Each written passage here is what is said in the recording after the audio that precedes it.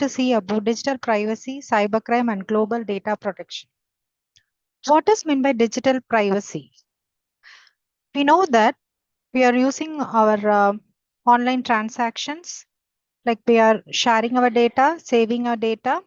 So we have to be very cautious that, and we have to be ensured that those information has to be very safe and secure.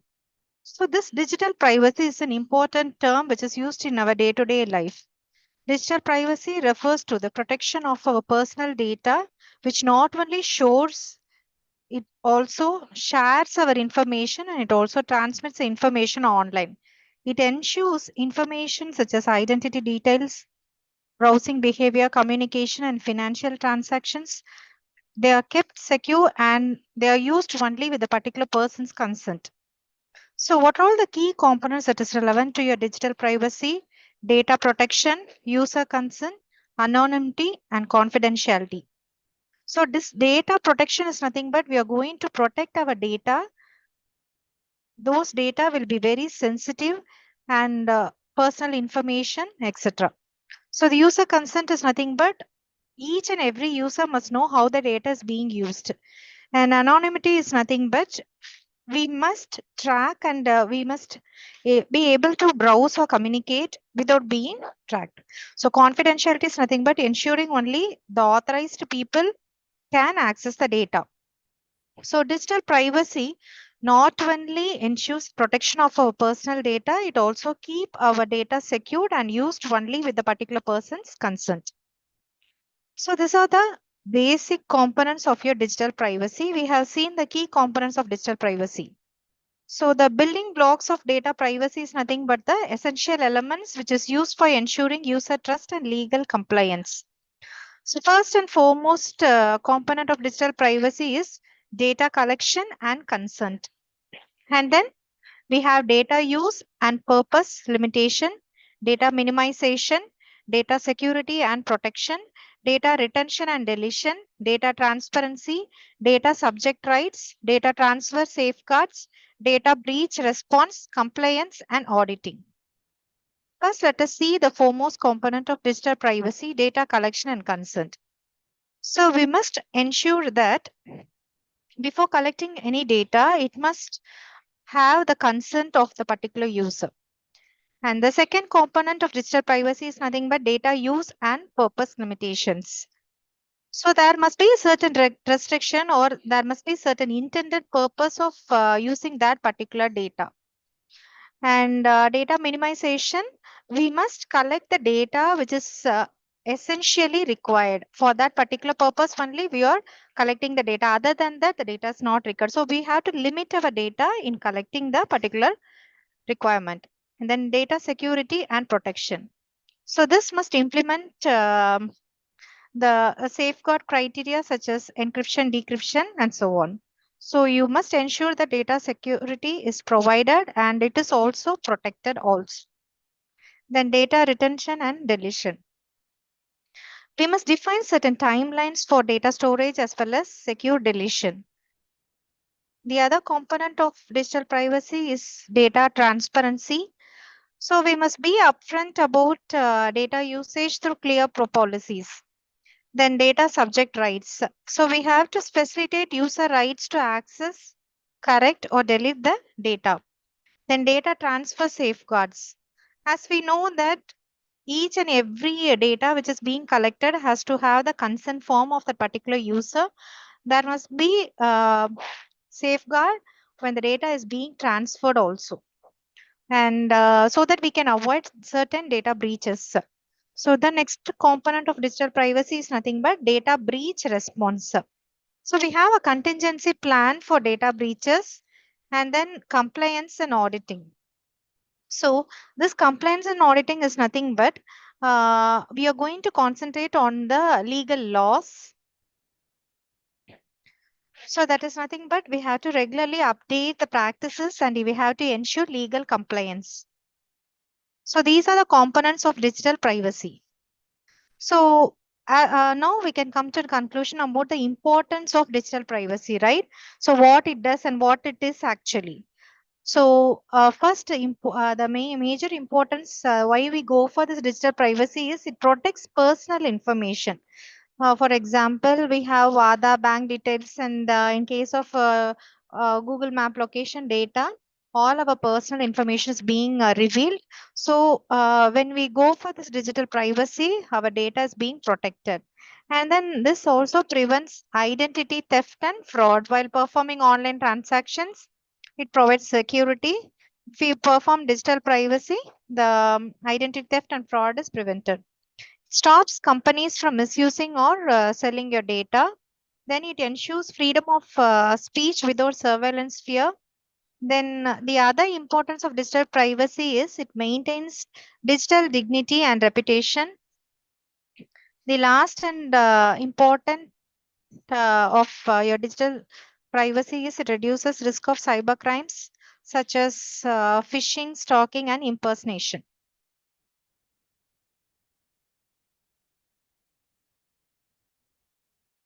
So, have you all heard of data privacy laws? So this is also nothing but when you're going to transfer any data in an online platform, we must ensure that there is a law called as data privacy law. So that has to be followed so that you can prevent information that is being shared online against unauthorized access or unauthorized utilization or disclosure which is being happened by any organization or governmental bodies. So, what is the main purpose of this law? Is nothing but this law will establish guidelines for data collecting, processing, or storing data. Or, in other words, you can tell it is used to provide some individual rights when a data is being transferred, so that you can promote transparency, accountability, and trust in handling the personal information. So this data privacy laws ensures that privacy rights are perfectly maintained in an increasing digital world. So this is very crucial in case of businesses, and this data privacy laws is mainly used to preserve customer trust, and it is also used to maintain ethical norms in data management protocols. So this is a clear-cut picture which depicts the importance of data privacy laws. So here we have focused on four major key areas where the data privacy laws plays an important role. So this data privacy laws, this ensures individual rights, and it promotes fairness and responsibility, and it prevents data abuse, then fostering trust. First one is ensuring individual rights. So what is meant by ensuring individual rights is nothing but you can control the personal data, and you can provide access, correction, and deletion rights in case of your individual rights. And second one is promoting fairness and responsibility. So here you're going to provide a fair and ethical treatment of data wherein you're maintaining the organizational responsibility. The third one is nothing but preventing data abuse. So here you're going to create boundaries on data collection and utilization. And finally, you're creating an awareness that an identity test or discrimination, etc., is not happen using this data privacy laws, and you prevent the misuse for identity theft and discrimination. So, final importance of data privacy laws nothing but you're going to handle the data in a secured manner, and it builds trust between individuals and organization. The next one is types of data privacy. So the first one is nothing but GDPR. So GDPR is a common term which is used in data privacy. This is nothing but General Data Protection Regulation. So this term is majorly popular among the European countries. So this is mainly implemented by the European Union in 2018, and this pertains to any entity processing and the personal data of all the European Union residents is maintained regardless of its locations. So the data minimization or the purpose limitation, transparency, everything is maintained, emphasizing the principles of GDPR Act. So with this GDPR, you can have a significant control over a particular person's data, including the right to access, rectify, and you can also erase the personal information. So we have GDPR mainly in the European Union in 2018, and it is the most extensive data privacy laws which is used worldwide. So this is a very important type of data privacy. The second one is nothing but Indian data privacy law. So this is mainly used for personal data protection bill. So this is mainly used to regulate the processing of persons data within the country. So followed by the GDPR, this bill, that is Personal Data Protection Bill, aims to they set principles of data processing, and they define individual rights and impose responsibilities on data fiduciaries. So here, the concept of data localization is being introduced here, and then certain sensitive personal data can be stored within India. So this bill also proposes the establishment of data protection authority to supervise compliance and enforcement efforts. Then third one is nothing but California Consumer Privacy Act. This enacted in 2020, this California Consumer Privacy Act is renowned as one of the most stringent data privacy laws in the United States. It gives California residents increased control over their personal information which is held by business. So this California Consumer Privacy Act, here the data is being collected, then it is being sold, and we have the right to request the deletion of the information. So this law is applicable to businesses which is meeting certain criteria regardless to their physical location in California.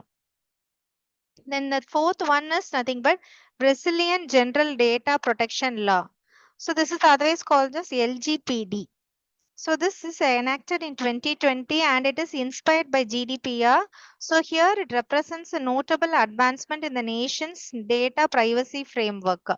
This is applicable to both online and offline data processing activities, which is conducted by the public and private entities within Brazil. So this LGPD offers individual risk to those which is outlined in GDPR. So here there is an access and rectification and deletion of the data. So this LGPD is a law is majorly used for data controllers to establish security protocols to protect personal data from unauthorized access or disclosure. The fifth one is nothing but Personal Information Protection Law of China. This is otherwise called as PIPL. This was mainly passed in 2021 and scheduled for implementation is 2023. So this law pertains to handling personal information within China's border and delivering products or services to Chinese individuals. So here mainly it is used for data processing, and then it is enforcing data security protocol. It conducts risk assessment for high risk processing operations. So when we talk about data privacy, these are the major example which comes into our mind. So WhatsApp privacy. So in this control, you can see your last seen profile photo and status. Then we have app permissions. So in this, some you can allow or deny apps from accessing your camera, mic, or location. Then incognito mode. So your browser won't save your search history or cookies.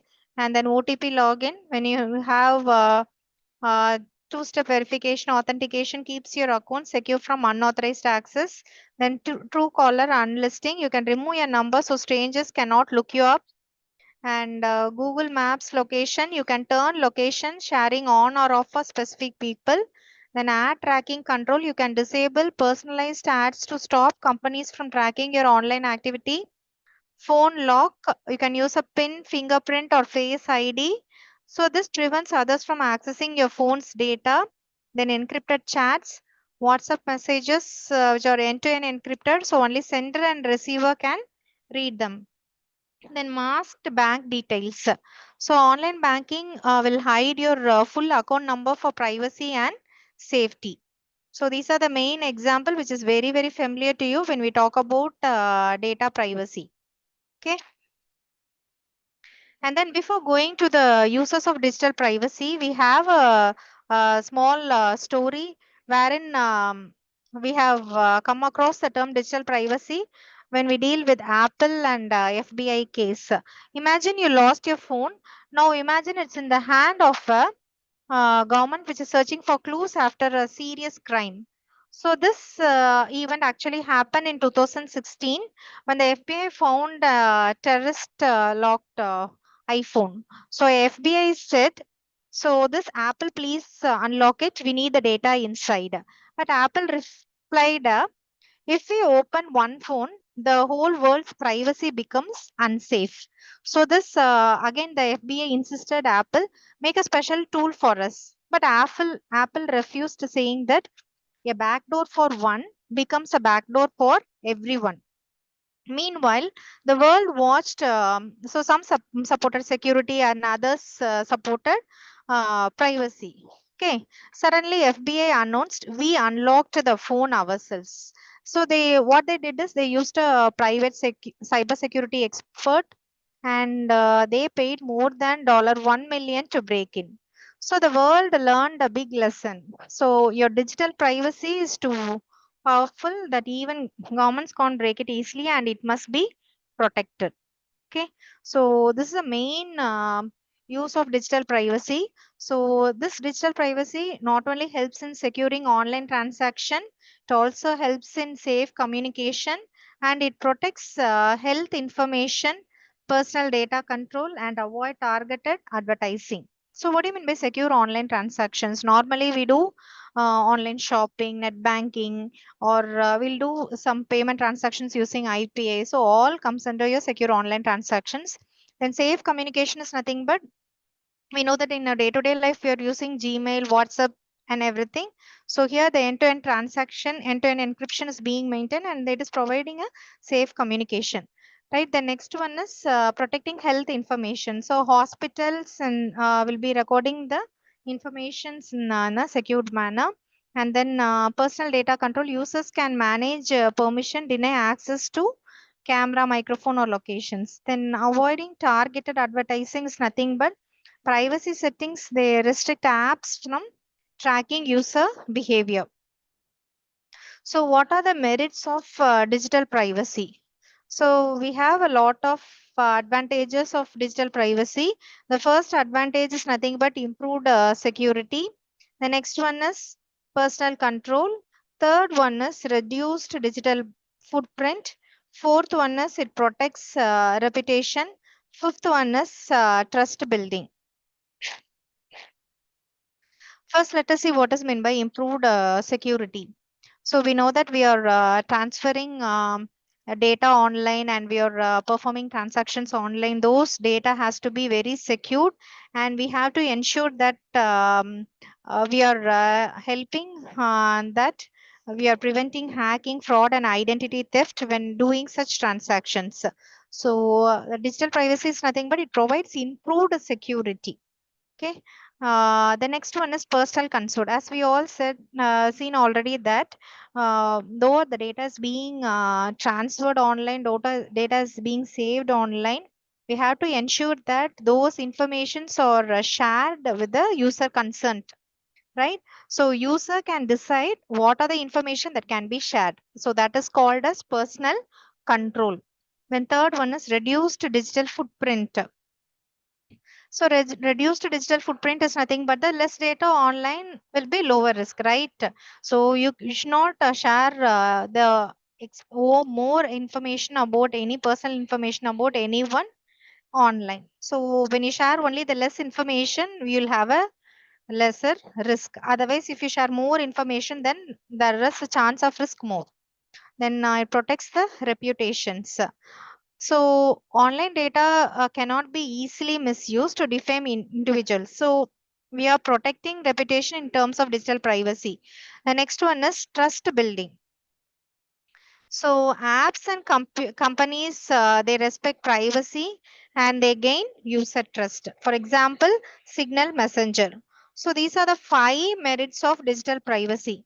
One is improved security. Second one is personal control. Third one is reduced digital print. And fourth one is protects reputation. And fifth one is trust building. The next one, let us move on to demerits of digital privacy.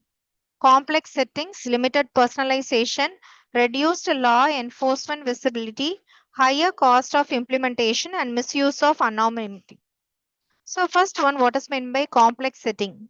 So most users don't understand privacy settings on apps. So next one is limited personalization. So here without tracking, app gives relevant information and they give less relevant recommendations. For example, YouTube or Amazon showing unrelated suggestions sometimes. So here these are the demerits of digital privacy, right? Reduced law enforcement visibility is nothing but criminals may hide behind encryption to avoid detection. Then higher cost of implementation is nothing but organizations which is investing in the privacy protection. Usually they spend much more on encryption, compliance, and training. Misuse of anonymity is nothing but they may protect criminals, cyber bullies, or trolls. Okay, so moving on to the demerits of digital privacy is nothing but complex settings, limited personalization, reduced law enforcement visibility, higher cost of implementation, and misuse of anonymity. So let us move on to the real-time case studies.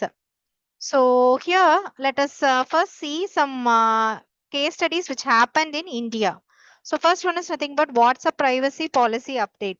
So in the year 2021, users fear data sharing with the Facebook. I think this you everyone knows that this interesting story caused a massive migration to Signal and even Telegram, right?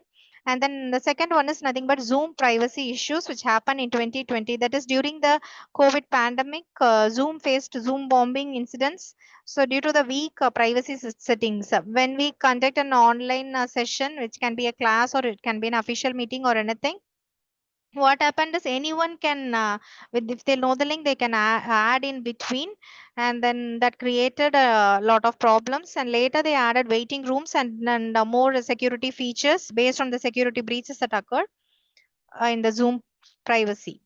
So this Zoom privacy issues was very common during the pandemic. And then other data leaks. So multiple leaks of Aadhaar number showed why strict digital privacy is critical for citizens. The next one is Uber data breach, which happened in 2016. So the hackers can access personal information of 57 million users due to the weak controls. So these are the four different case studies which happened in India alone. And the year has been mentioned. They have taken only few real-time case studies which happened in India. One is WhatsApp privacy policy and Zoom privacy, Aadhaar data leak, and Uber data breach. So how you can protect the digital privacy is nothing but you can use strong and unique password, and you can avoid using public Wi-Fi, and you can go for VPN, and we can regularly review app permission, disable location tracking, and unless it is needed, you can disable location tracking. We should not keep location tracking on all the time, and you can avoid sharing personal information online, and you can use privacy focused apps like Signal, DuckDuckGo, ProtonMail, etc. Okay, so this is other important topic in today's session, which is a very interesting topic also, relevant to your digital privacy. This called as your cybercrime. So this cybercrime is nothing but it includes when any person is involving in unauthorized access, data theft, digital fraud, cyber attacks, and misuse of technology, and the criminal activities or the person which is involved is called as a cyber criminal. So here, cyber criminal is nothing but a person who uses networks or computer to perform any illegal activities. This is nothing but stealing data, hacking accounts, spreading virus, or committing online fraud. So major categories of cyber criminals is nothing but we have script kiddies, hacktivists, professional hackers, insiders, and cyber terrorists. These are the common categories of cyber criminals. So what do you mean by script kiddies is nothing but say they use only ready-made tools. Hacktivists is nothing but they hack for a social or a political cause, and professional hackers are nothing but skilled attackers which is hired by organizations or criminals, and insiders is nothing but employees who are misusing the internal access. Then cyber terrorist. So that they attack to create panic or disrupt national security. These are the major common types of hackers which we all know: white hat hackers, black hat hackers, gray hat hackers, script kiddies, hacktivist, state sponsored hacker, cyber terrorist. So let's see a quick recap of what is meant by white hat hackers. So they improve the security system. They are ethical hackers, white hat hackers, or whereas black hat hackers, they exploit the system for their profit, and they are malicious hackers. And gray hat hackers is nothing but they are combination of both the white hat hackers and black hat hackers. Next one is script kiddies. So they use pre-written tools and they are very inexperienced. Then hacktivist is nothing but they promote some messages that can be either political or social messages. The next one is state-sponsored hackers. They conduct cyber espionage. Then cyber terrorists is nothing but they create fears and disruption for political reasons. So let us see the basic difference between black hat hacker, white hat hacker, and gray hat hackers.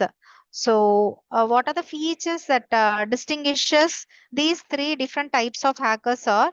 So, based on the motive, you can classify a black hat hacker's intention for personal gains, whereas for white hat hackers, they can improve and strengthen the organization security system. And in case of gray hat hackers, there will not be any clear motive, so sometimes it can be personal gain, recognition, money, or altruism. So the method which is involved in black hat hacker is destructive, malware, and social engineering.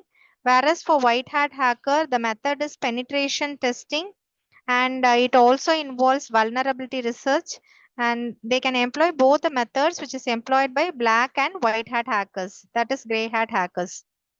So when we talk about the legality, it is illegal in black hat hackers, whereas it is in case of white hat hacker, it is legal with the proper permission and authorization. In case of gray hat hacker, it can be hard to distinguish and it depends upon the purpose of attack. So often the gray hat hackers legality is not at reported. When we talk about the impact of black hat hackers, this can lead to data breaches, financial losses, and other destructive impacts. Whereas white hat hackers impact, they help in improving the overall security, and the vulnerability and security breaches are yearly identified. So yearly detection causes more strength for white hat hackers, and then gray hat hackers. So it's a combination of both black hat hackers and gray hat hackers. So sometimes it can be very good, and for the hackers, depending upon the hacker's motive, based on the decision the hacker takes, so it can be good or bad. And then example for black hat hackers are nothing but hacktivists or cyber criminals. And examples of white hat hackers is nothing but ethical hackers, security analyst. And an example of gray hat hackers are nothing but researchers or freelancers, etc. So these are the types of cyber criminals. We have different types of cyber criminals. First is what is meant by hackers. Hackers we have seen, right? So these are the different types of hackers.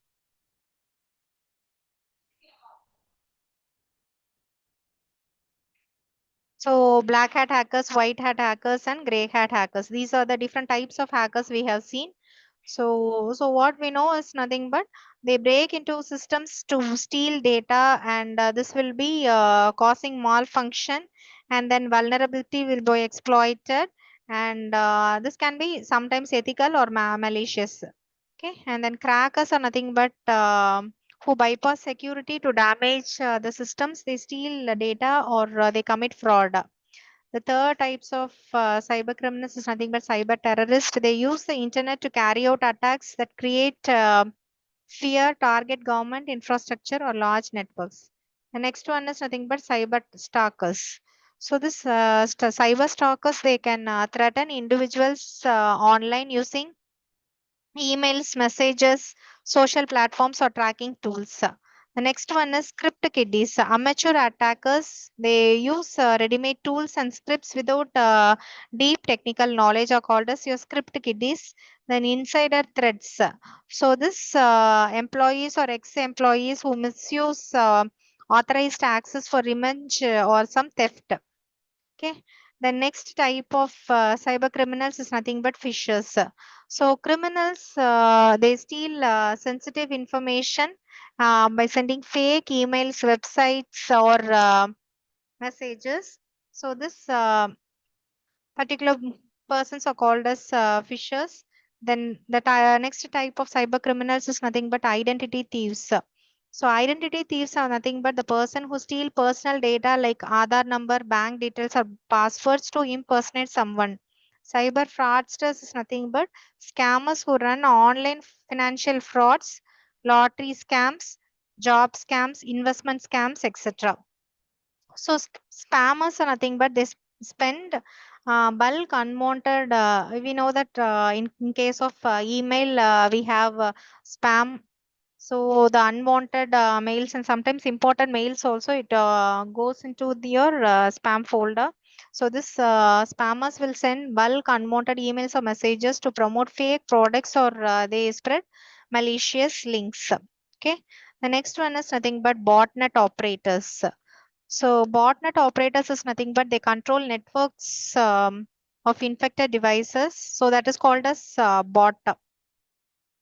So here this bot, what it will do is nothing but this will launch attacks like DDoS attacks or this spread malware. So next one is nothing but your cyber extortionist. So this will launch ransomware or threats and they demand money to restore data or stop attacks. Then dark web traders. Dark web traders, they will sell stolen data, drugs, weapons, fake documents, malware or hacking tools on the dark web.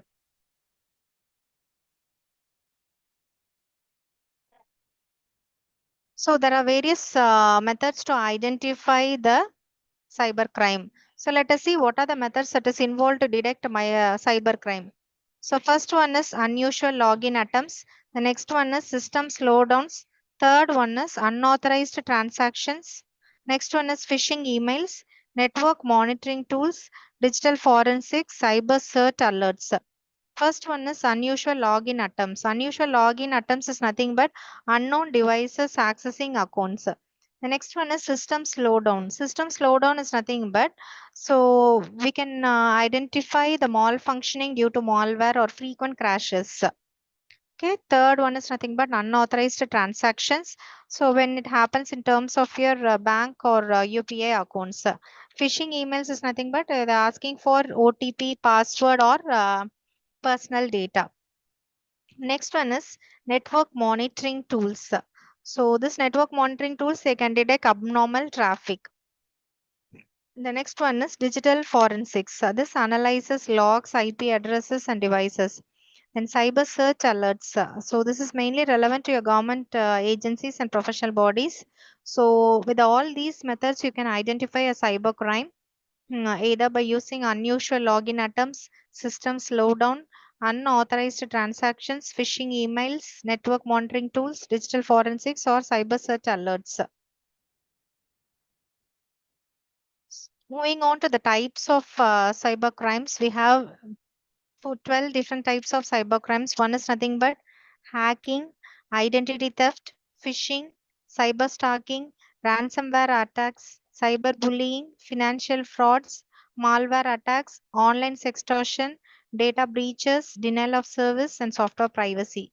So let us see what is meant by hacking. Hacking is nothing but we know that in an online data transfer is being done and we must protect those online data. So this hacking is nothing but unauthorized access to systems. That is called as hacking. And then identity theft is nothing but personal information is being stored, like Aadhaar, PAN, bank data, etc. So if you're stealing those personal information, then it is called as identity theft.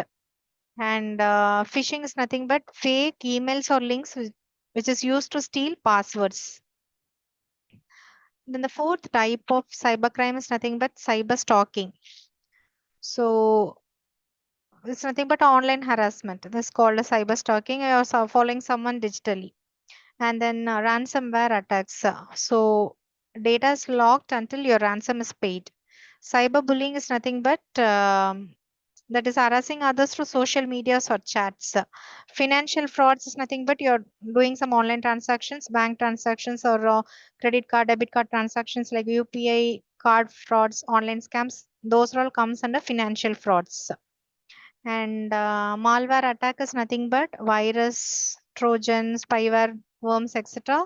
The attack which is caused by them is called as your malware attacks. And then online sextortion is nothing but misusing some private images or videos and making money out of it by blackmailing the concerned person without their interest is called as your online sextortion. And then data breaches is nothing but unauthorized exposure of confidential data.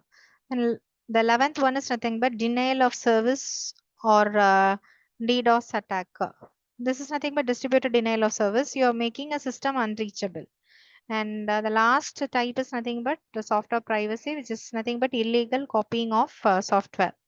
The cybercrime categories deals with hacking, identity theft, phishing, cyberstalking, ransomware attacks, cyberbullying, financial frauds, malware attacks, online sextortion, data breaches, denial of service, and software privacy. So this is majorly used to ensure that you're restricting unauthorized access to system, and you're restricting stealing personal information using the Aadhaar, PAN or bank data, and you're protecting unauthorized exposure of confidential data, and you're protecting others using illegal copying of software. Everything can be protected. Okay. So these are the major types of your cyber attacks: malware, phishing, ransomware, denial of service attack, man in the middle attack, then cryptojacking, SQL injection, and exploits.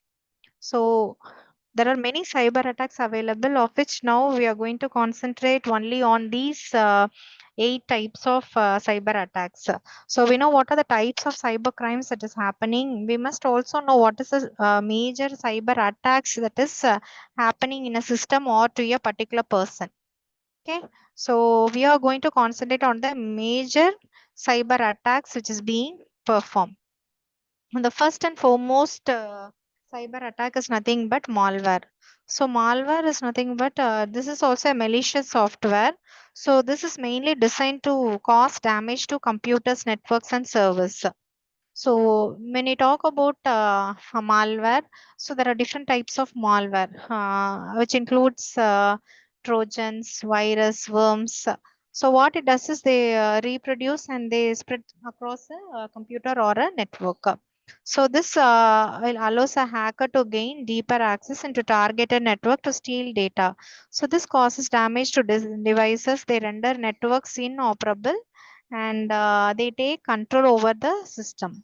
So the malicious software which is being designed to cause damage to computers, networks, and servers is called as a malware. Okay. The next one is nothing but a phishing attack. So here phishing attack, what it does is this tricks a target into downloading malware. So this enters sensitive information into spoofed website. So this is nothing but a cyber attack method.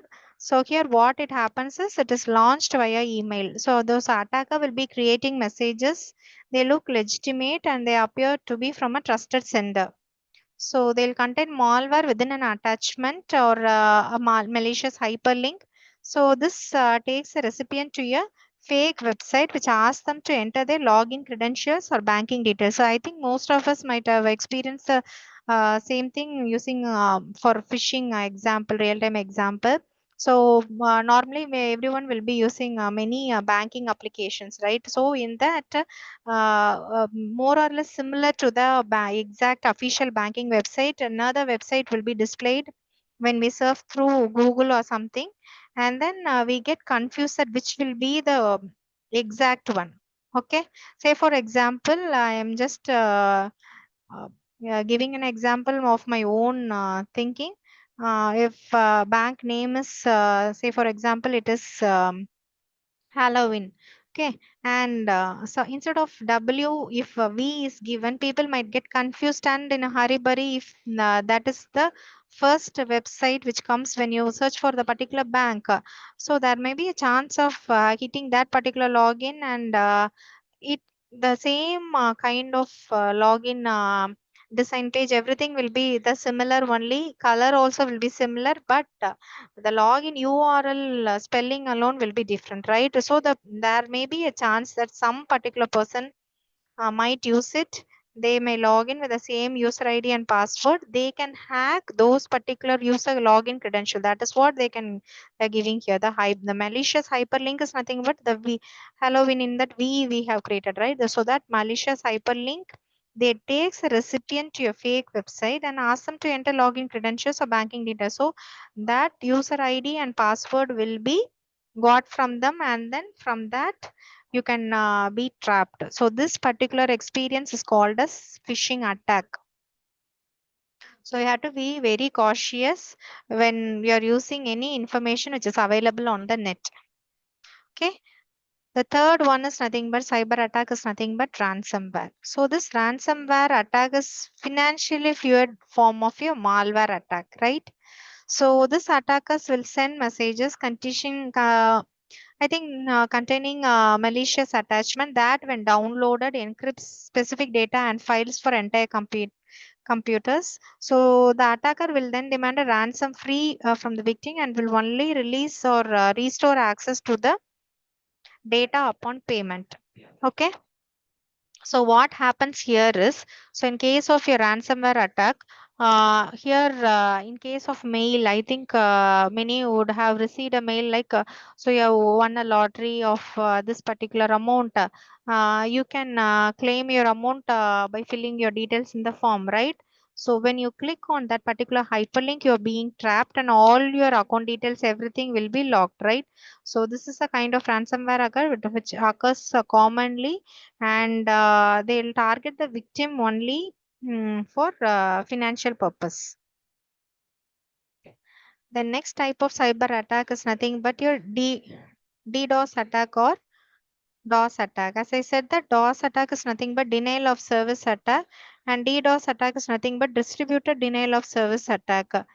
DOS attack is nothing but they are designed to prevent online services from working efficiently, also known as a brute force attack.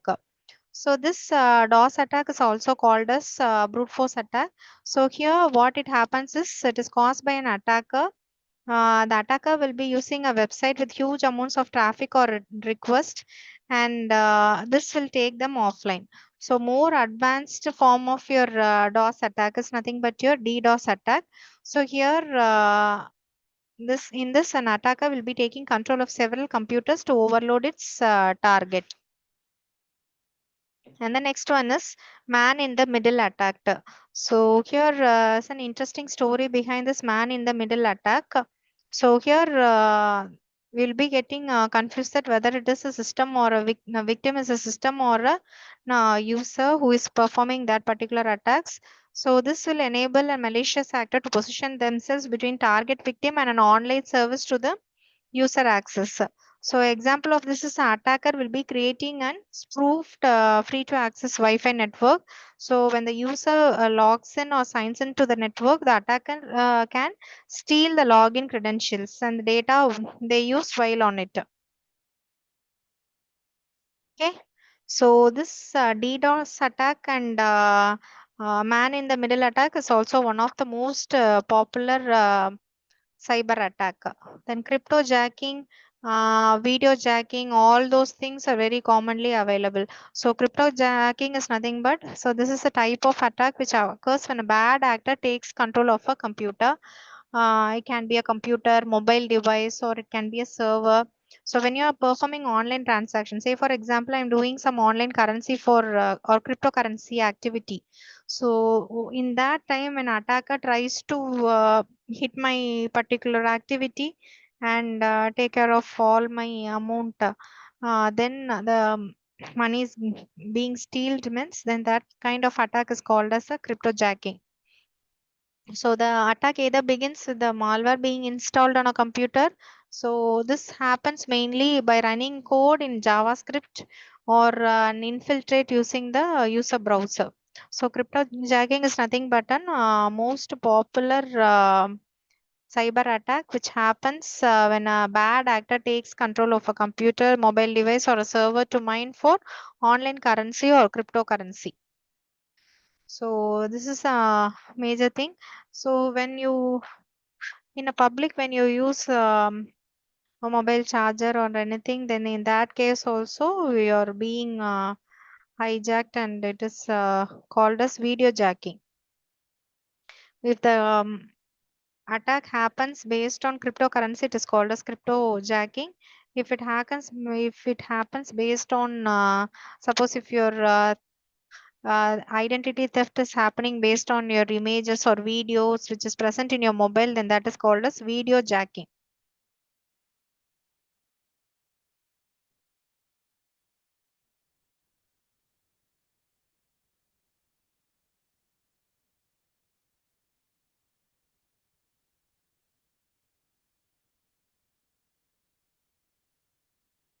Okay.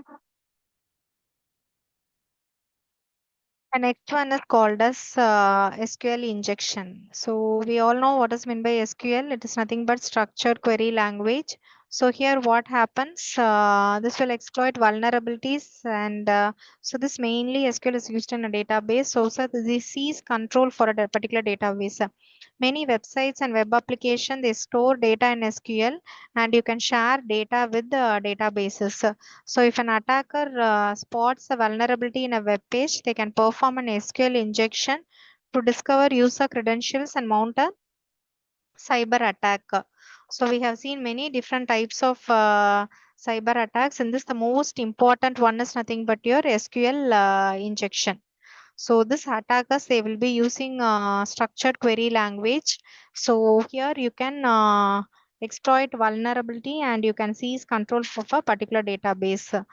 Say for example, you're maintaining lot of information in a database, and with the help of the SQL queries, if you try to inject some attack so that your web page is being updated frequently when a particular activity or if a particular action is being performed. So this particular attacker will be spotting a vulnerability in a web page, and those SQL injection action can happen to discover user credentials, and such type of cyber attack is called as your SQL injection. The next one is nothing but zero-day exploits. Zero-day exploits is nothing but cyber attacks which target vulnerabilities in software code. So here the businesses have not yet discovered this, and as a result, we are not able to fix it or patch it. So here, once an attacker spots a code and vulnerability, so what happens is they create an exploit of it. So this enables them to infiltrate the business before it realizes that there is a problem. They are then free to collect the data. They will steal user credentials and enhance their access rights within an organization.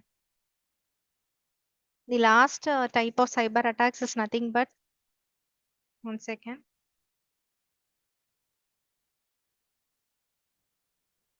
The last type of cyber attack is nothing but DNS tunneling. So here, this is a cyber attack which targets the domain name system DNS. So here, what happens? So we all know what is mean by DNS here.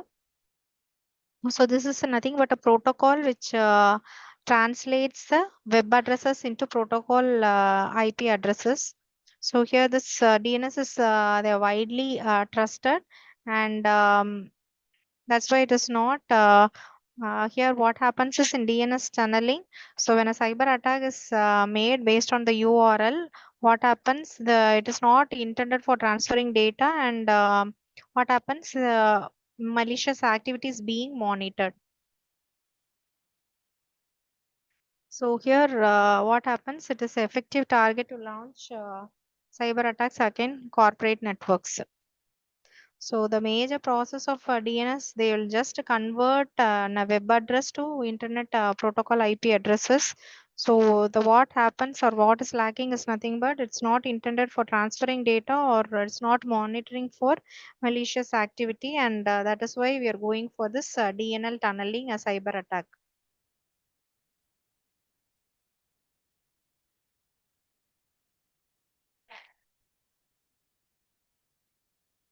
So we have seen various types of cyber attacks, right? So these are the 8 common types of cyber attacks we have seen: malware, phishing, ransomware, denial of service attacks. Again, in denial of service attack itself, we have seen distributed denial of service attack, then man in the middle attack, cryptojacking. In cryptojacking, again, we have seen video jacking also, and SQL injection and exploit.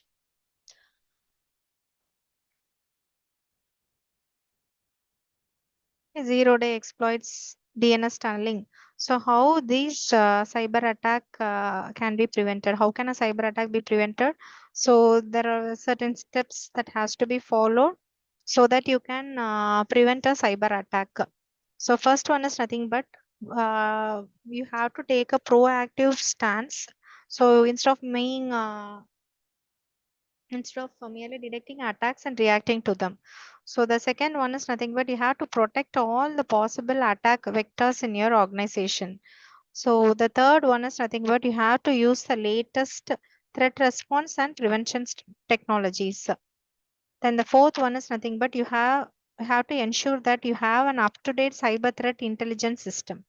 So this is very, very important point in preventing a cyber attack. And then you have to make sure that employees can understand the methods the hackers can use to try to breach your system. So whenever you're trying to use your system, then there will be certain security breaches. So you have to ensure that what are the methods the hackers will be using for to reach a system. What are the impacts of cyber crimes? So these are the various impacts of cybercrime. So first one is nothing but financial loss. So the millions and millions has been lost due to scams, frauds, and ransomware. And second one is nothing but loss of personal data. In case of personal data, we know that Aadhaar, bank details, passwords, everything are leaked. Then third one is reputation damage. So victims face humiliation or social pressure. Then the fourth one is nothing but national security threats. So here we have cyber terrorism, government data leaks, etc. And fifth one is nothing but emotional and psychological impact. So bullying, blackmail, online harassment affect multiple and mental health. Then business disruption. So companies they face shutdowns. Then you have financial. So without financial penalties, etc. So there will be many legal issues also that is also incorporated in your business disruption. So these are the 6 major impacts of cybercrime. Mainly, we will be focusing on the financial loss and loss of personal data, reputation damage, national security threats, emotional and psychological impact, business disruption. So let us see some of the major cybercrime incidents and which has happened. So let us see the incident which has happened first in India.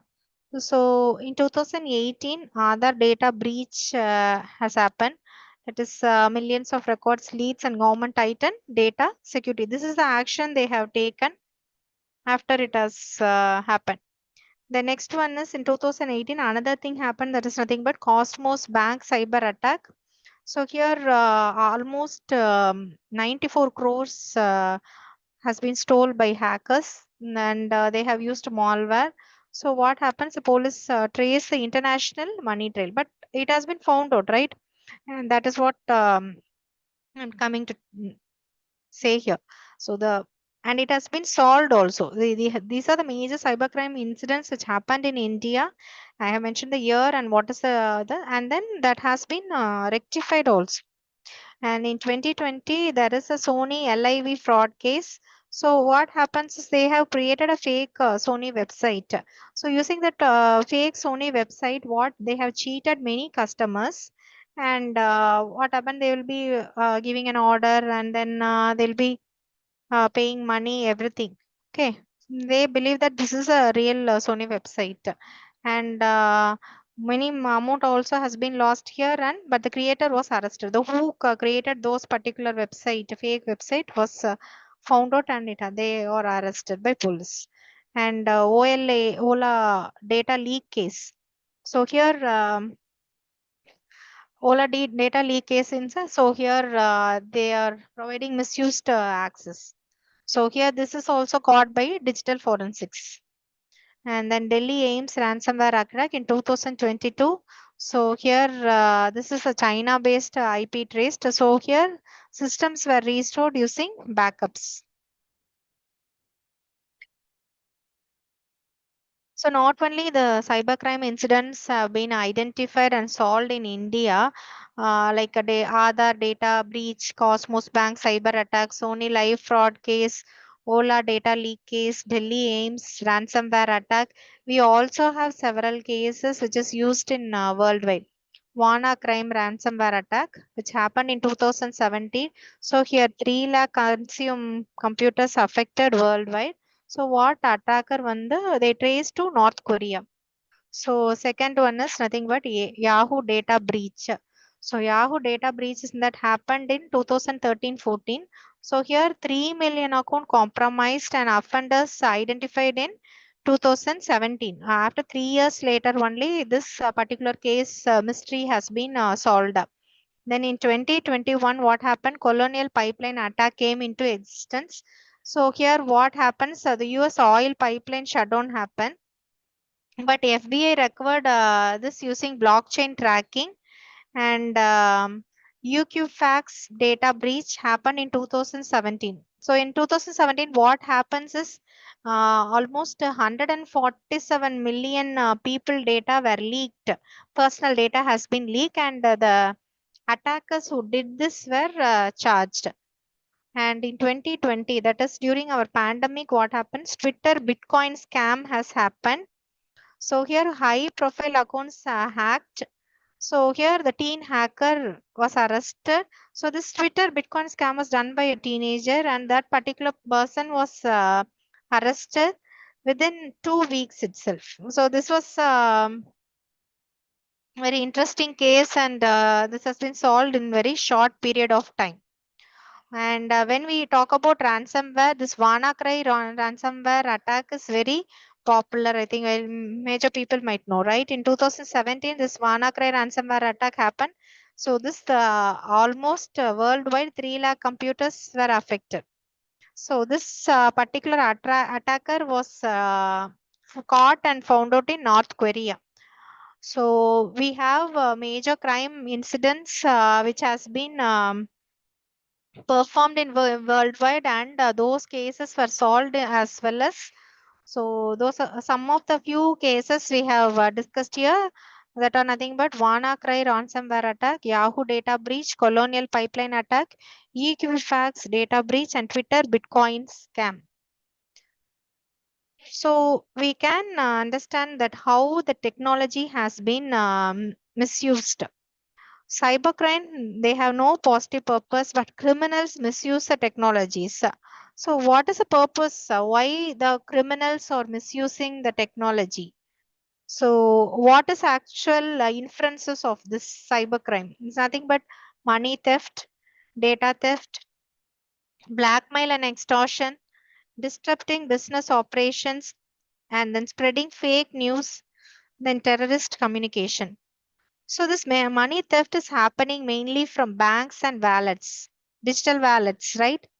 And then data theft.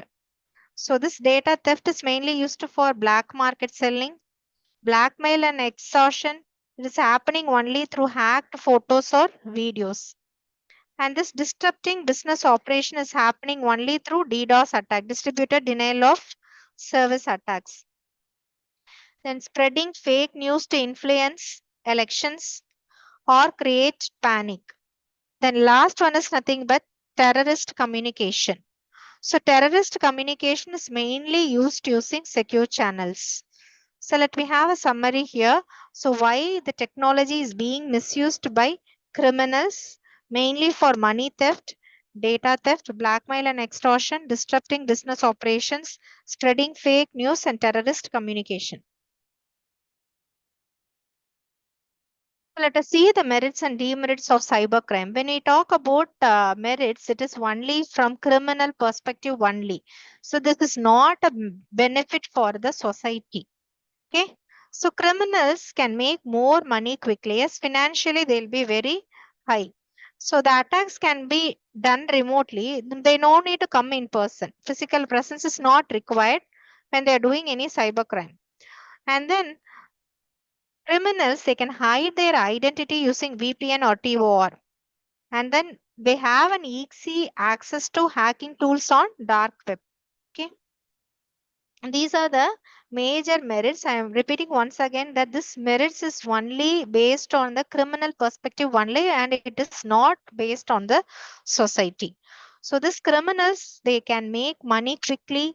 So they no need to come in physical presence. They can do it remotely, and those they can do it remotely using VPN, and okay, and then they can access tools on the dark web. Demerits. What is the demerits for the society? Because of the cyber crime, demerits of cybercrime, what this is mainly for the society. Okay. So merits means it is for the criminal perspective. Merits is for criminals and demerits is for society.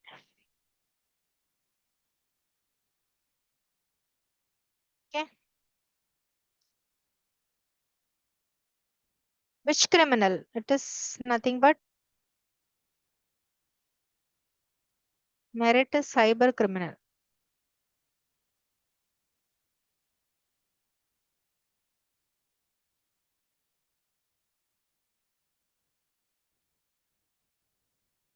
Okay. So what are this is merit and this is demerits.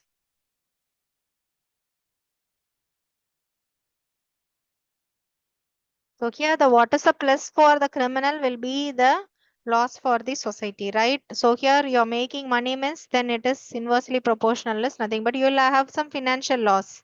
Okay. And then you're attacking a particular system where while sitting in remote using your VPN means what is nothing but it causes damage to the reputation only.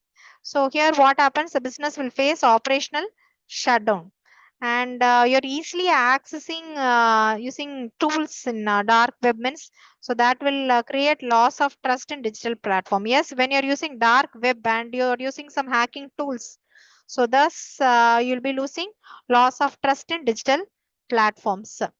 So you have merits in case of cyber criminal perspective, whereas you're having demerits in case of your society when you talk about the cyber attacks. Okay. Next, we'll move on to an interesting topic, GDPR. What is meant by this GDPR?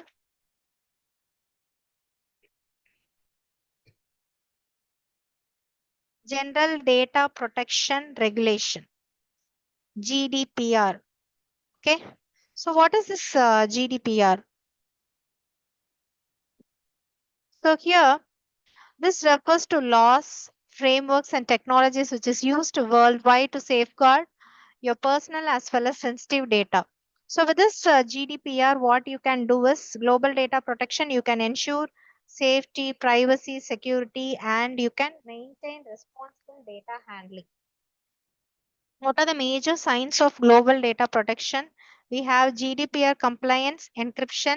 So, and you have ISO 2001 27001 certification, data breach notification, cross-border data transfer agreements, multi-factor authentication, secure cloud infrastructure, and so on. So let us see what is the first sign of global data protection. It is nothing but GDPR or DRDP compliance.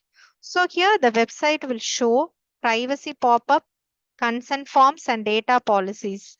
Then we'll talk about encryption. So the data will be scrambled during the transmission, mainly to prevent theft. The third sign of global data protection is ISO 27001 certification. So here, each and every organization will be maintaining a standard, whereas here, the organization will follow an international security standard. Then data breach modification. So here in the data breach notification, companies legally will be informing you that the data is safely maintained and the data is not yet leaked. So if your data is leaked, the companies must legally inform you. That is called as data breach notification. Then cross-border data transfer agreement. So the data will be, which is moving out from country to country, must follow some strict rules. Multi-factor authentication. Like your two-step authentication in your Gmail account, you have to ensure only authorized user can access accounts. The next one is secure cloud infrastructure. The global companies use protected cloud environment called as AWS, Google Cloud, Azure, etc. So, excuse me. So here, these are the several signs of global data protection. GDPR, DPDP compliances, encryption, ISO 27001 certification, data breach notification, cross-border data transfer agreements, multi-factor authentication, secure cloud infrastructure, and so on. Let us move on to the 7 basic principles of the GDPR. First one is nothing but your accountability, integrity and confidentiality, storage limitations, accuracy, purpose limitation, data minimization, lawfulness, fairness, and transparency. Okay, so these are the 7 principles of the GDPR. You have to maintain an accountability of particular person. All the personal informations will be well maintained. If in case that personal data is being lost, then as per GDPR Act, you can file a complaint against them.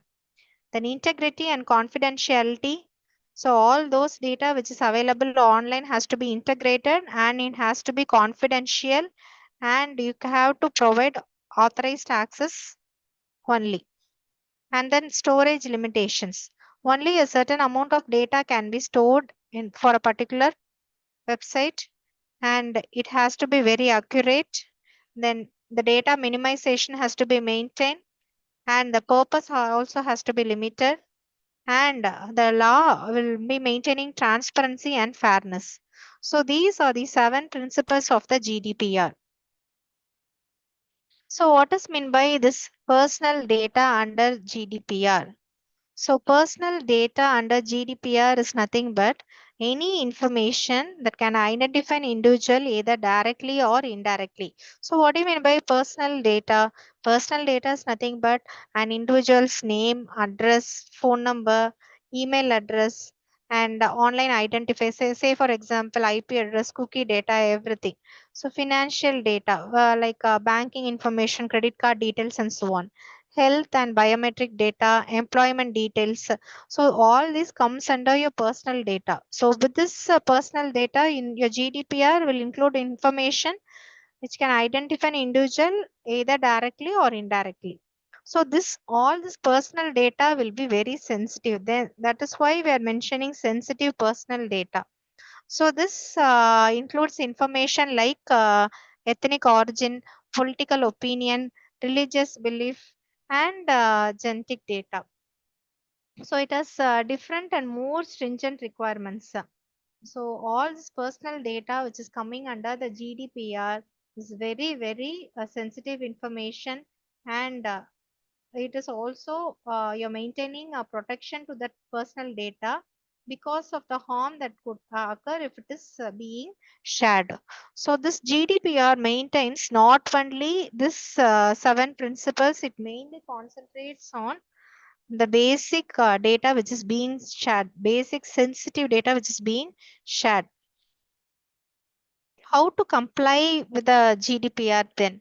So we have to ensure this 12 rules is applied in a well-versed manner to comply with the GDPR.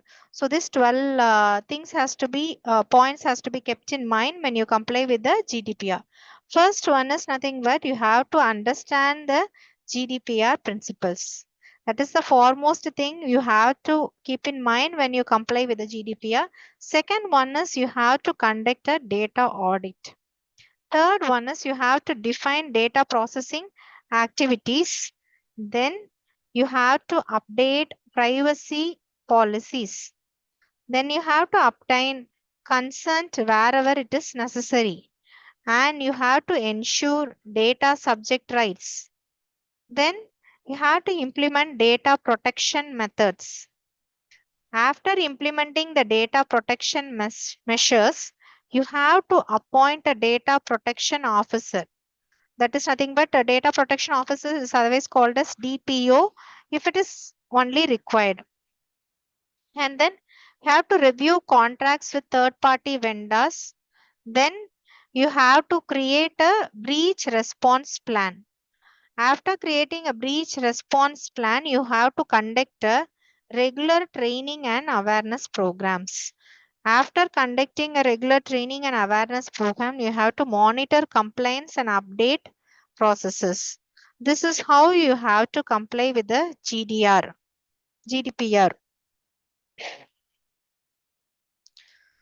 So we all know that how many principles, GDPR principles is there? 7 principles. What are those principles? Accountability, integrity and confidentiality, storage limitations, accuracy, data minimization, purpose limitation, lawfulness, fairness, and transparency. So this 7 GDPR principles has to be understood, and then you have to conduct a data audit. So after that, you have to define what are the data processing activities. Then by defining the activities, you have to update the privacy policy. So, okay, and then you have to obtain consent where necessary, like whether I can reveal these informations apart from your personal data, right? So those consent has to be obtained wherever it is necessary, and it has to ensure data subject rights. So after that, only you are going to implement the data protection measures. Okay, so how after implementing the data protection measures, then what you're going to do is nothing but you're going to appoint a DPO. DPO is nothing but you're going to appoint a data protection officer if it is necessary. And then you're reviewing contract with the third party vendors.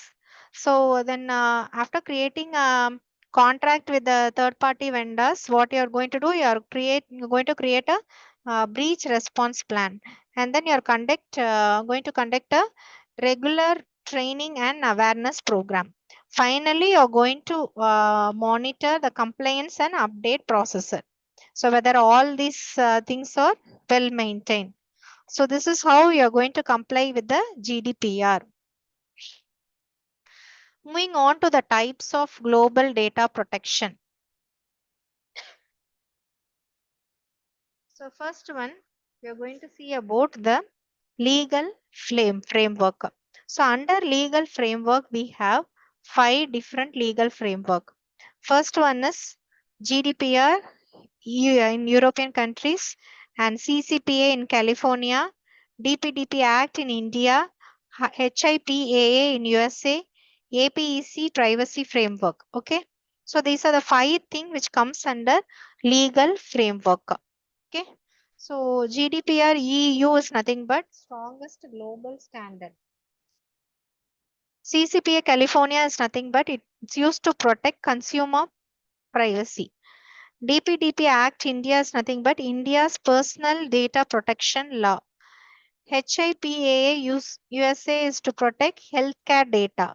And APEC privacy framework is nothing but Asia Pacific region. So the in types of global data protection, the next one is nothing but we are going to concentrate on technical protection methods. There are various technical protection methods in which only 7 are listed here. The first one is nothing but encryption. The next one is tokenization. Third one is access control. Fourth one is data masking. Fifth one is firewalls and intrusion detection. Sixth one is secure cloud computing. Seventh one is backups and disaster recovery. What do you mean by technical protection methods? So here, though our data is globally transmitted, we need to protect our data. Let us see what are the technical prevention or protection methods which is available. So when a data is being transmitted, we have to encrypt our data. So encryption is nothing but data at rest and data in transit. We cannot transfer ABCD directly. Instead, we can assume A as 1, B as 2, C as 3, and D as 4. If we transfer as encrypted form, and then during decryption, it is the reverse of thing, and then we'll be getting the same thing. So here in data at rest and data in transit. Tokenization. So here what happens, it replaces the sensitive data with tokens. We are going to maintain token for each and every sensitive data. Wherever sensitive data is being given, tokens will be replaced. Third one is access control. So you're going to restrict access only to those authorized people. You're going to set only these persons are authorized and these persons can only access the data. So there will be some access control here. Then data masking. So here data masking, as we all know that this asterisk will be hiding some sensitive information. So where can we see this particular thing which is familiar to us? Any use? Password, right? So whatever which is being typed, that will be masked and asterisks will be used there, displayed there, right? You cannot view your data unless if you want to see, you have to give the option show password, right? So asterisks are mainly used to hide sensitive information, case of password or when you type any bank account number. So automatically by default, it will be masked only. That is called as your data masking, and in most of your hospital data will be masked and it will be revealed, so that which means that all those informations are very sensitive, right? It should not be revealed at any cost. The next one is firewalls and intrusion detection. So that is also an important thing. You can find out whether an intruder is being passed whenever a data is being transferred, and it has to be detected. Then secure cloud computing. So finally, all the data will be shared in the cloud and you have to secure those cloud computing concept. The last one is nothing but backup and disaster recovery. So here the whatever data is being transferred and detected and secured, all those data has to be maintained properly and backup has to be maintained. Whenever any disaster happen, it has to be recovered possibly. So that is called as backups and disaster recovery. So in case of technical protection methods, there are major methods which is available. Encryption, tokenization, access control, data masking, firewalls and intrusion reduction, secure cloud computing, backups and disaster recovery.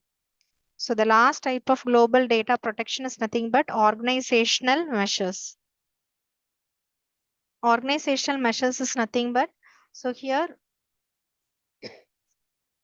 the data is being protected globally. So each and every organization has to be in concern that the data is protected and it is well maintained in an organization. And that is the main role of DPO employees or anyone to keep track and maintain the organization measures in a standard manner. So now organization measures will be maintaining data protection officers, employee training and awareness, regular audit and risk assessment, data minimization practices. What do you mean by data protection officers? So that we know that global data protection as an organization, DPOs are mainly responsible for maintaining the global data and ensures that it is protected in a well organized manners, and the employees training and awareness. So the employees who are present in an organizations will be trained, and awareness is being created that the global data is being protected, and regular audits and risk assessment. So an audit will be performed regularly, and the risk assessment is also maintained here in case of your global data protection, so that the data minimization happens very quite often. So the organization measures, thereby it includes not only data protection officers, employee training and awareness, regular audits and risk assessment, data minimization practices. So we need to focus on the employee training and awareness in an important manner, so that we can protect the data in a globally. So let us see what is a major necessity or need for this global data protection. We have six different necessities for global data protection. Let's see a quick recap of it. The first one is nothing but protecting personal privacy. Second one is it prevents data breaches. Third one is it enhances trust. Fourth one is it prevents misuse by big technologies. Fifth one is it protects national security. Sixth one is it supports global digital business, etc. Okay, so what is meant by protecting the personal privacy? So we know that what is meant by personal data here. Okay, and we have seen it, right? So this is what you mean by your personal data. All these things: name, address, phone number, email address, and online identifier. Say for example, your IP address, cookie data, financial data. When you give your banking information or credit card details, and health and biometric data, and employment details. So all these are sensitive personal data. Okay, so we need to protect that personal privacy is nothing but, so all this personal information like biometrics, health data, identity, financial details, everything has to be protected. So that is what you mean by protecting personal privacy. So this will prevent exploitation of personal information like your name, address, age, email ID, phone number, health data, identity, financial details, that is credit card details, banking information, etc. And then prevents data breaches. So this company, we have to make sure that the global databases must maintain security in a standard manner, and you have to ensure that you're preventing all the data breaches that occurs when you're storing the data in a global database. Third one is nothing but enhances trust. So people will trust a digital platform and data is being protected. Fourth one is it prevents misuse by big technology. So you can limit how Google, Facebook, and other users can use the data, and this prevents misuse of technology. Fifth one is nothing but you're protecting national security. So you can avoid foreign misuse of sensitive data and support global digital businesses. So company can legally transfer the data across countries, and therein you're providing global data protection. So you're maintaining personal privacy. So so you're maintaining personal privacy, and then in that you are maintaining the data breaches,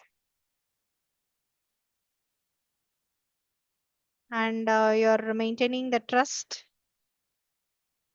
and you're preventing the misuse of technology, and you're protecting security, national security, and finally you're supporting global digital business. Global digital business, let it be GDP. So this is very important.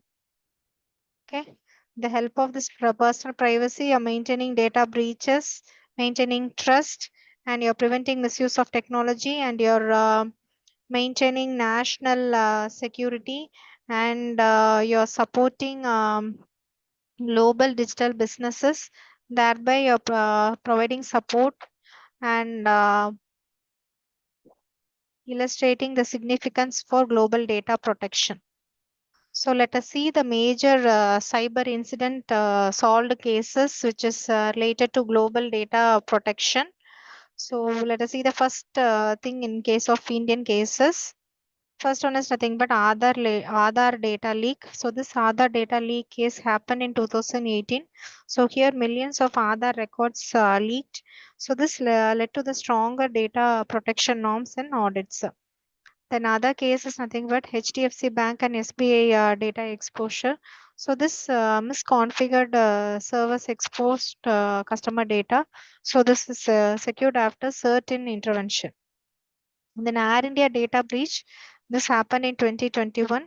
So nearly 4.5 million passengers' passport and credit card data has been leaked. So finally, it is managed through global aviation security compliance. So let us look into some of the international cases which is related to global data protection. First one is nothing but Facebook Cambridge Analytica scandal. So this happened in 2018. So here what happened, data of around 87 million users has been misused, and this resulted in the birth of strong global privacy control. And then the second major problem is nothing but Equifax breach. Equifax breach happened in 2017. So here around 147 million people financial data has been leaked, and this led to stricter credit data laws. Then Marriott International breaches in 2018. So this particular incident happened in 2018, wherein 500 million guest records were leaked across countries. So this what happened is GDPR fined Marriott heavily. Then fourth case, international case, which happened related to global data protection is nothing but Google location tracking case. So Google fined under GDPR for tracking users' information without permission. So the last one is nothing but which happened in 2017, WannaCry attack. So this hit 150 plus countries, and this enforced global security standards. So when you talk about the global data protection case, so the major cases relevant to India is nothing but Aadhaar data leak and Air India data breach case. And in case of international cases, we'll look into the Facebook Cambridge Analytica scandal case, Equifax breach, Marriott International breach, Google location tracking case, and WannaCry attack. So let us see what are the uses of this global data protection.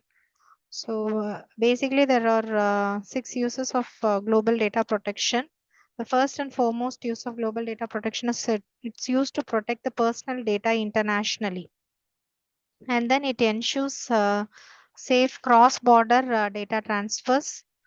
Then it also forces companies to follow strict privacy rules, and then it reduces the risk of cybercrime globally, and it gives users more control over their information, and then it enhances trust in digital transactions.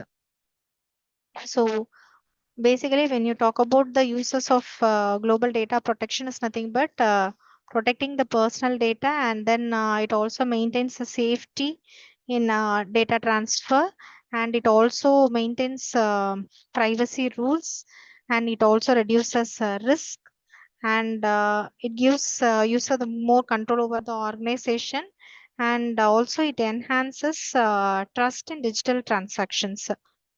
These are the main uses of GDP. Okay, so protecting personal data. So when you talk about global data protection, so here safety, privacy rules,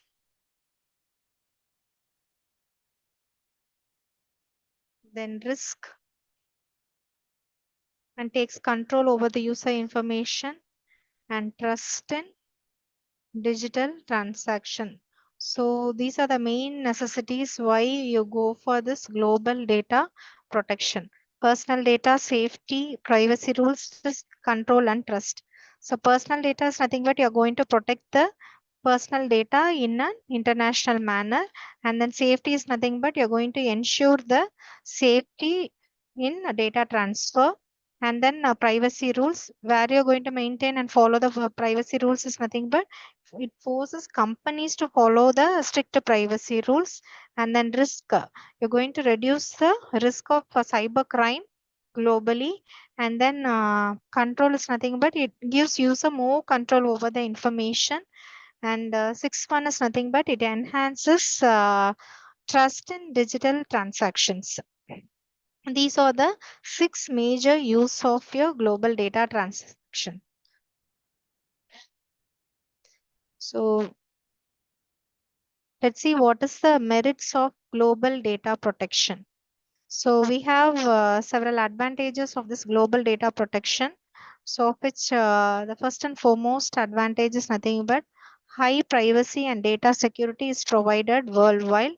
And second one is nothing but strong regulations, and because we have seen that they are following strict privacy rules. So the strong regulation will prevent the misuse of personal data, and we have a better control for users to access, delete, or modify data.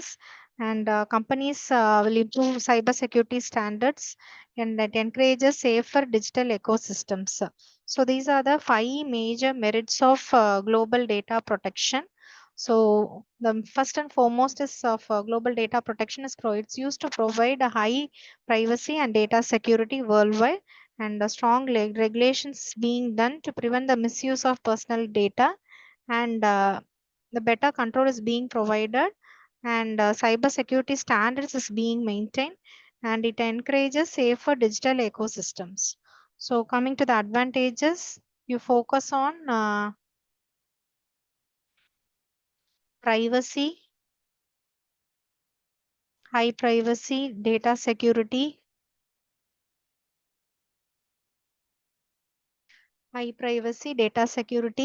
then you focus on regulations and standards and control access, and you provide digital ecosystem.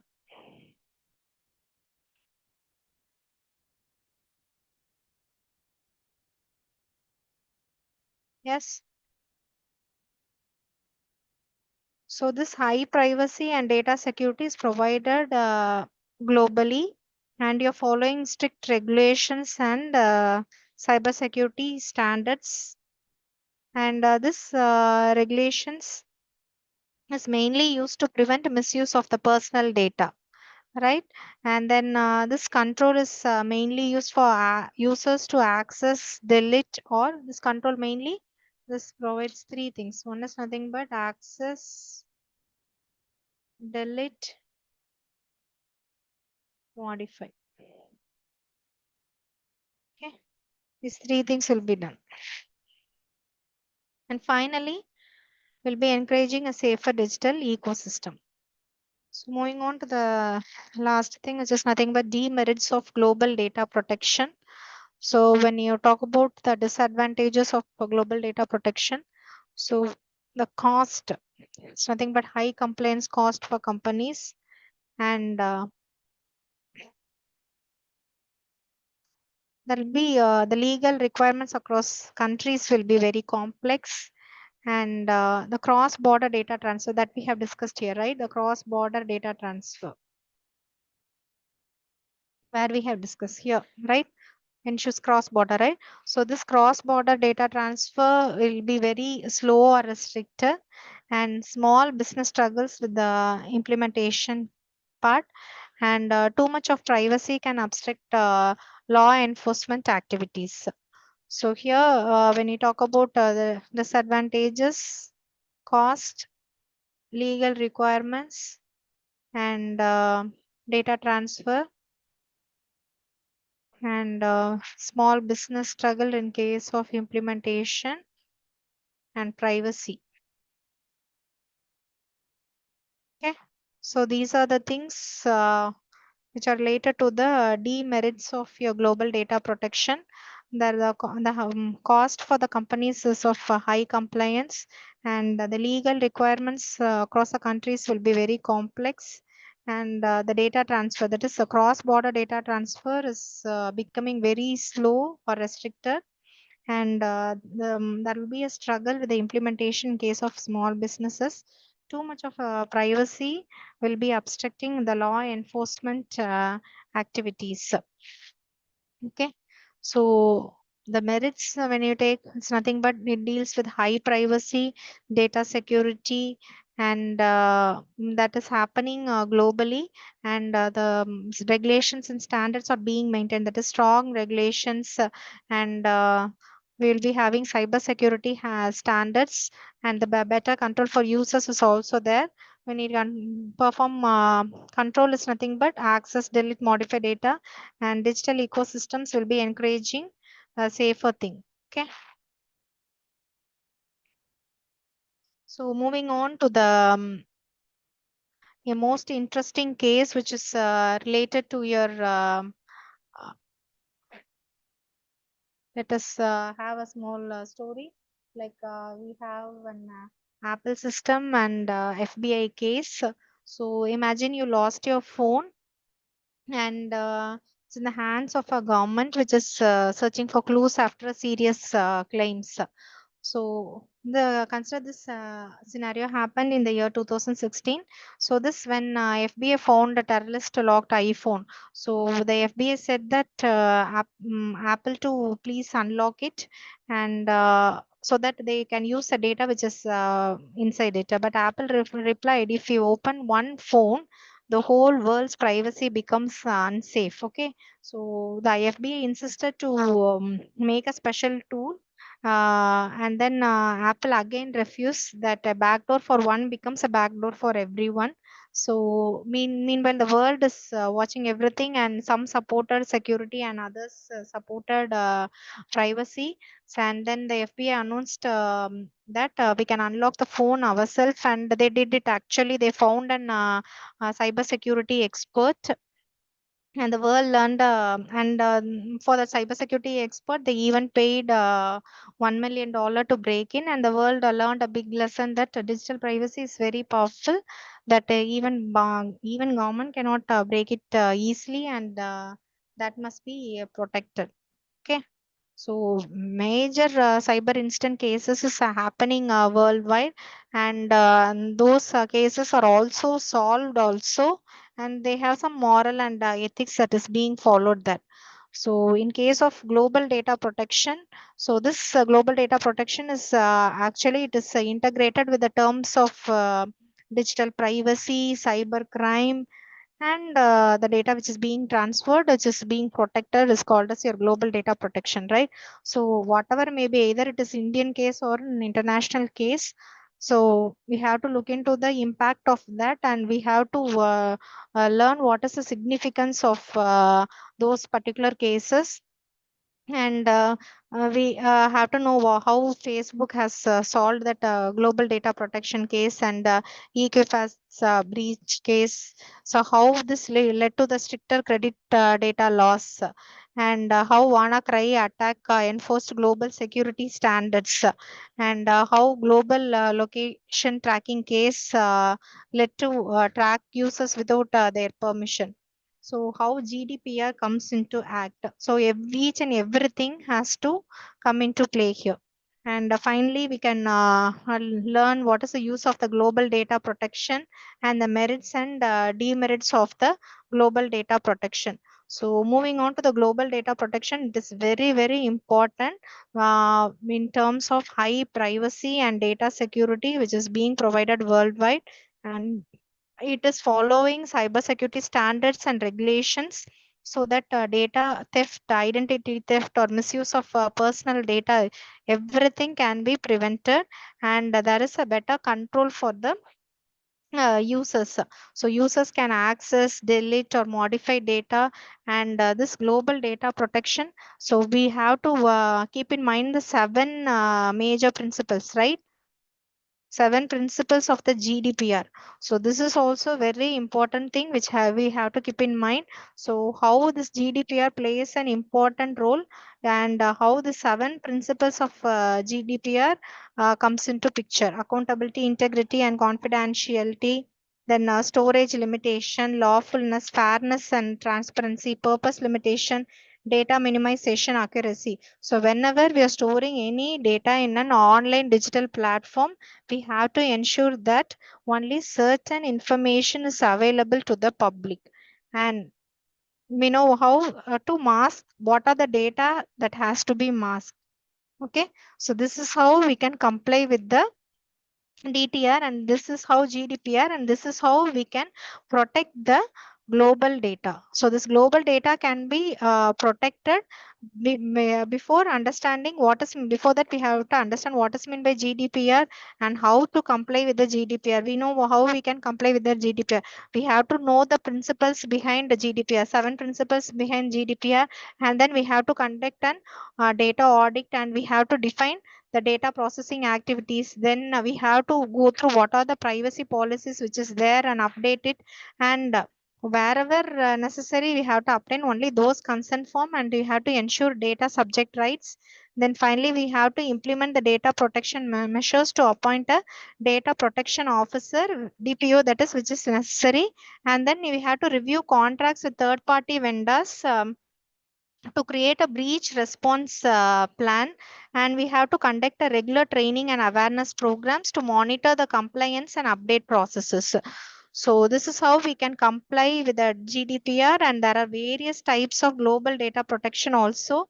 So in this legal framework is being provided across GDPR, CCPA, DPDP Act, HIPAA, and APEC privacy framework. And in technical protection methods, we also have encryption, tokenization, access control, data masking, firewalls and intrusion detection, secure cloud computing, backups and disaster recovery, and organizational measures.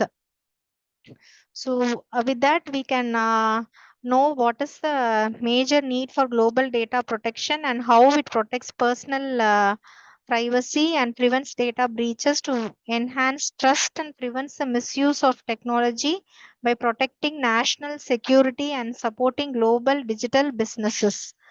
Okay, so we know the what are the major cases that happened in India, such as Aadhaar data leak, HDFC Bank and SBI Bank data exposure, Air India data breaches, and in case of international cases, Facebook, and some cases that happened in Google location tracking case, Equifax breaches, WannaCry attack.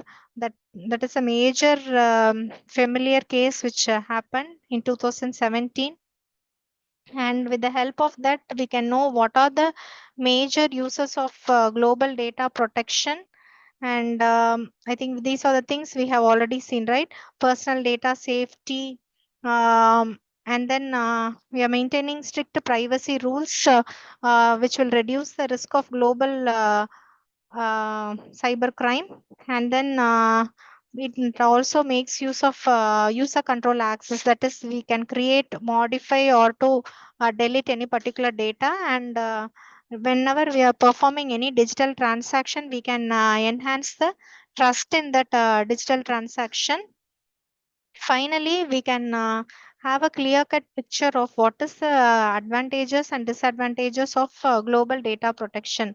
So there will be a high privacy and data security worldwide, and there will be a strong regulations, better control for the users, and then companies will be using the cyber security standards.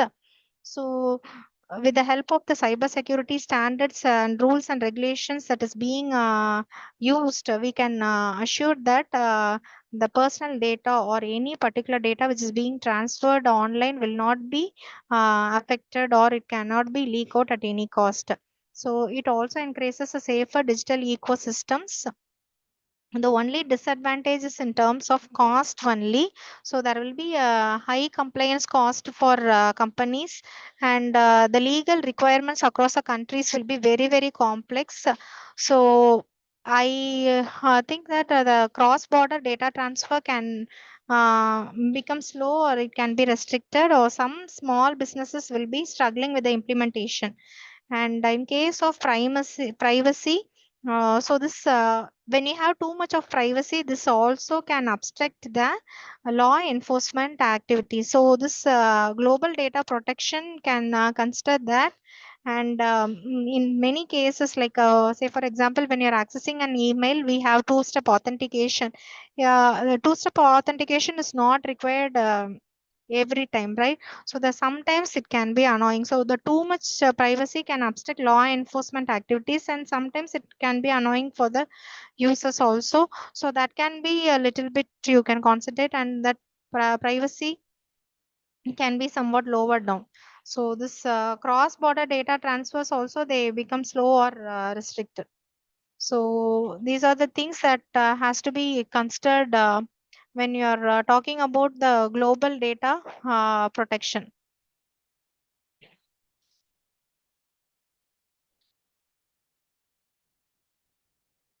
So that's all for today's session. If you have any queries, please let me know. Thank you so much for your presentation, Dr. Menaga. And we have some questions from participant. We have a first question. How to make or use the chat GPT in the condition of the natural disaster and electricity, also internet still ongoing to be repair and maintenance server status. Thank you.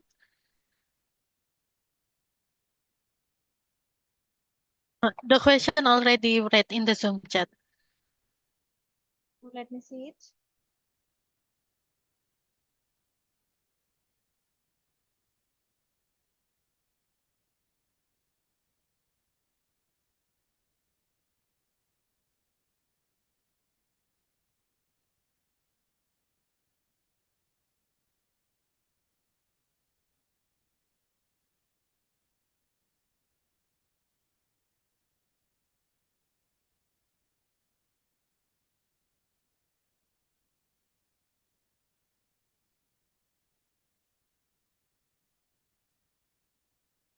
Hello, ma'am. Tell me, audible? Yes. Your question is how to make use of the ChatGPT in the condition where internet is being unstable, right? Okay. So you can use ChatGPT in low bandwidth mode. So you can turn off media which is loading images on your browser to reduce data usage. And sometimes you have some cache data, right? So you can download offline content from ChatGPT. So you can save everything as a PDF if your internet is unreliable. If in case of disaster, uh, we cannot predict, right? And we never have a solution for it. We have to try for internet alternative only to overcome this situation. So if internet and electricity are fully down, then chat GPT itself will not run. It's a cloud service, right? So you have to prepare for the alternatives. So either you have to choose a local server, or you have to run an local AI kind of thing. So you have to develop an emergency communication option based on your satellite connectivity or so on. That's it. Okay, thank you for your answer, ma'am. I guess no one else is asking again. Thank you. Yeah. Okay, before I close this event, for our participant, please open your camera. I will take a picture on the count of three for documentation. Okay, one, two, three. Okay, thank you. Thank you for your cooperation. Finally, we come to the end of the lecture today. We would like to thank you for Dr. Menaga, yeah, for your time and sharing your knowledge. Yeah, thank you so much and have a nice day.